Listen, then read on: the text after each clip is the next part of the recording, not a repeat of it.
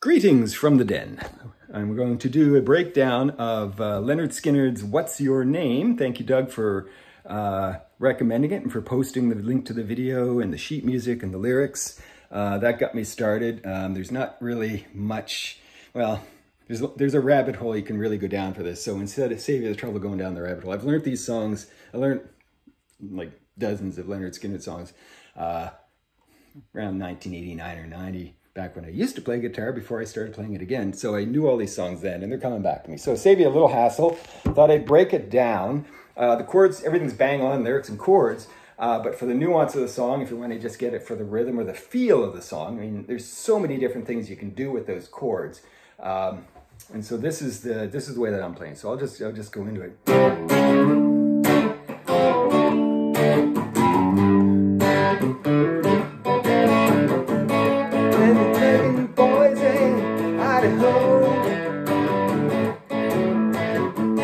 My limo driver, listen to the show. Made some plans later on tonight. Find a little queen and know what did her all right. What's your name, little girl? What's your name? Little Michelle, little girl, won't you do the same? So, it's a lot going on there.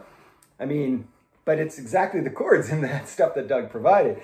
It's just the nuance of the picking of stuff. So what I do for the intro probably, if anyone wants to know the intro, that's probably integral to the song because I do that chorded mainly because there's this little slide to get that D chord in the intro. It goes C, C sharp, and D. So to get that sound, right? Not, yeah, you want to slide it. So just doing a bar seat. I use my pinky a lot. I just got to exercise all my fingers because that's, you know, if I don't use my pinky, these kind of chords are hard to do. So I pinky chord. I do different, but I pinky chord for this kind of stuff. So that's the first three, the C, C sharp, D.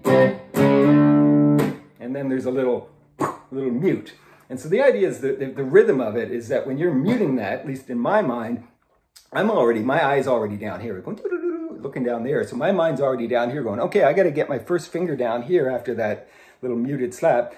First fret, top two strings, that's going to be a pull off into the D. So remember all those lessons when you learn guitar, trying to hammer those chords so that you could get them perfect? This is where it pays off.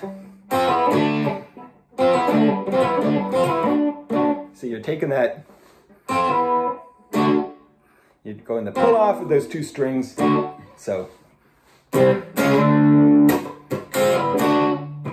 okay, that's the D, and then again there's a little more, and then when you're muting that, then we're going into the next piece of it, which is the G. So it does a walk up, at least for the rhythm part of it. You can do a walk, you do all kinds of stuff, but I'm doing it with the walk up here from the F, so. And so what that is, so we're basically going from the D to the G, and then, D, it's actually kind of E. Actually, I'm looking at yeah, maybe the chords are a little different than what I'm playing here for it. I might have to revisit the sheet music, Doug. It's right for rhythm, but not for what I'm teaching you here. So maybe, well, so.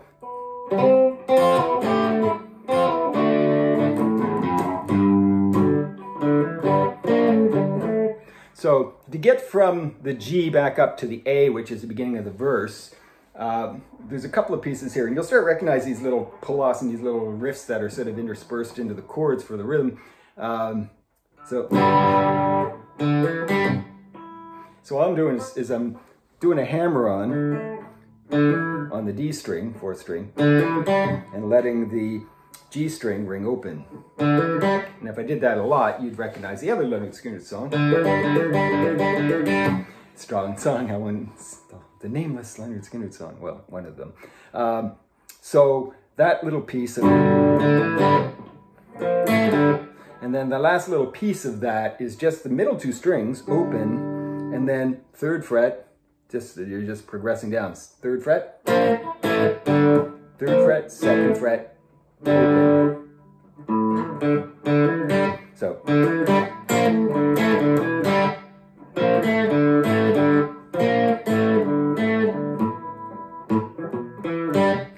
It's easier to play fast than slow. It's like teaching someone to ride a bicycle in words only.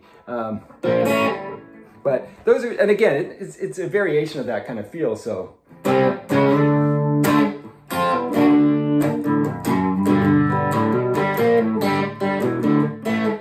So I did that, I messed it up too.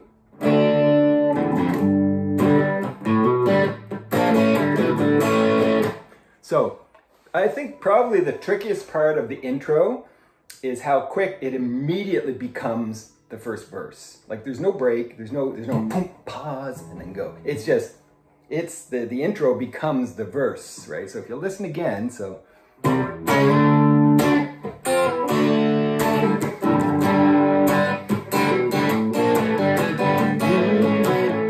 So it goes right, like by the time you go.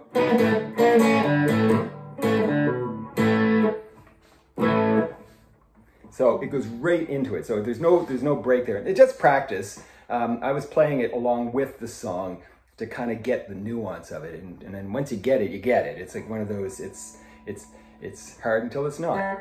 And then the chorus.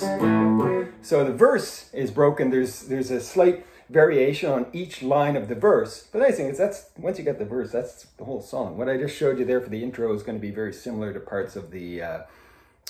Well, it will be, that's the, I guess the refrain, chorus, that's the chorus, right? What I just said, the intro is the chorus that I just showed you.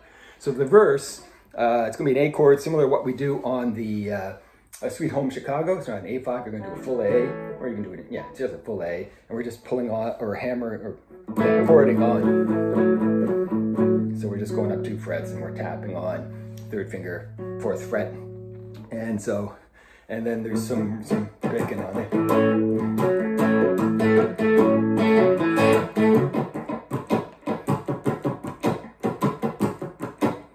So going back to my talk about Joe Walsh in one of my other videos, your percussiveness and your picking with your right hand is just as important as what you're playing over here. So the rhythm of this song is up and down and up and down, up and down, up and down, up. And so that rhythm, so.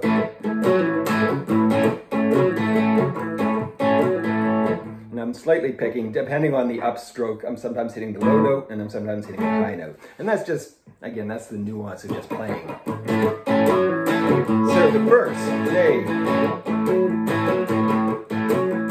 and then G. And so the complement to the G with that kind of rhythm is, so doing the G chord, standard G chord, you know. And then, remember I did on the intro, you're doing that for the G chord, the little piece. Okay, so. Start o'clock in Boise, Idaho. Now, second line changes a bit. Do the show. So it goes from the A instead of G, we're going to go down to E. Show. And we're going to walk up the G triad. Except I was showing you by picking it. It's actually, I play it picked up. Because I'm muting. So you let it ring out for the first E, mute the E, open E string so it's muted. And then for the walk up, you're going to. I mean, you can play it down if you want. I just like it because it has the crisper sound to it when you hit the high notes first. Because you're going up. If you're going down, anyway, I strum it up. Tomato, tomato. But you're going to end up back on the A, right? So. It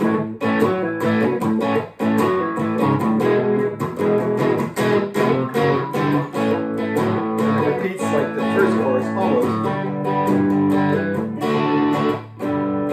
So, unlike the first line of the verse where we just do the A and the G, we're going to play the A and the most of the G.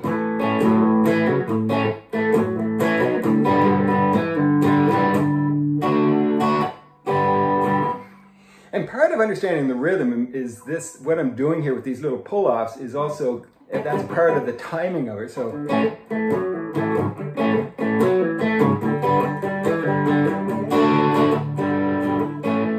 okay, but that's the third verse, and practice makes perfect. And then the last one is just straight up A down to E. No walk-ups, no whatever it is.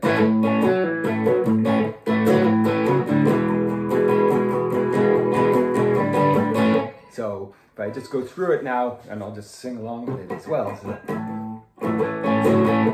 well, it's 8 o'clock in Boise, Idaho. Mama limo driver, take us to the show. Gonna make some plans later tonight. Find a little queen, gonna treat her all right. And then there's a break after the verse, because that break is crucial. So in other parts there's no break, but right after the verse, find a little queen, I'm gonna treat her all. What's your name? Little girl, what's your name? Little straight, little girl, won't you do the same? And it goes right into the second verse. And so we repeat that second verse process. So second verse and chorus, exact same as the first.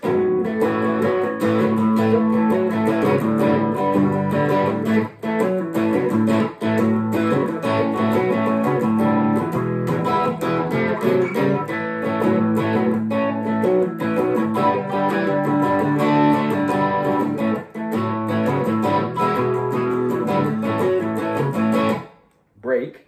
Now we're into the second chorus. This one changes it up. The second chorus goes through the iteration twice. So we do the what's your name, little girl? What's your name? And then shooting you straight, little girl, won't you do the same? So that's a chorus, but they do the chorus twice. So second verse, double chorus. Then there's a solo, which will get figured out. But the solo is more or less the verse, except that we're not doing the E walk up. We're just doing the A and the G and the A and the G and the A and the G. And then there's a little break. So on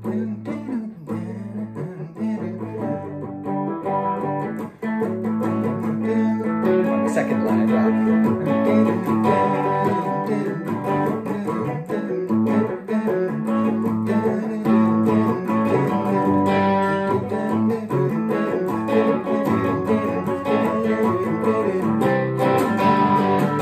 and so just like the verse, I mean the similar force, picture, and this is how I visualize. I visualize, okay, there's 4 lines singing in the verse. So the 4 lines, one whole verse for the solo. So it's just basically doing the A to the G for the first 3. And then for the last part of the solo, it has to have a bit of a bridge to go, because we're going to go back and do a double chorus after it. So it's basically, you do the double chorus, guitar solo, and then the double chorus. So it's like sandwich. The solo is sandwiched between 2 double choruses, if that helps you remember what we're doing. But yeah, so it's just equivalent of a verse.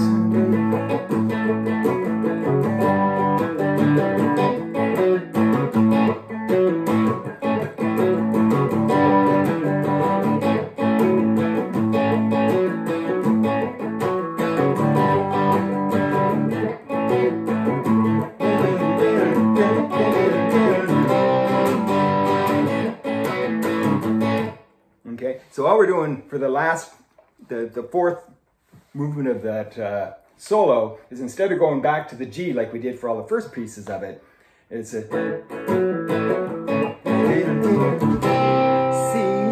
G, break, and then you do the double chorus again. And after the double chorus, the last verse, and you do the verse one more time, and then it closes out on a double chorus. So essentially, it's only after the first verse that you would do the single chorus, just the 2 lines. The whole song does double choruses, so that's the